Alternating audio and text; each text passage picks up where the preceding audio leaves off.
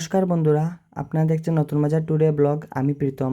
আপনারা জানেন যে গত 3 দিন থেকে আমি পালংঘাট রূপম সাহা কাকুর বাসায় মা মনসা পূজা কীর্তন করছি এবং এত ভক্তগণ আপনার সামনে ভিডিওটা শেয়ার না করে পারলাম না।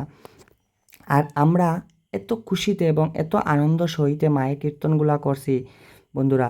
এত ভক্তগণের সমাগম বন্ধুরা, মুখের ভাষা নেই হওয়ার।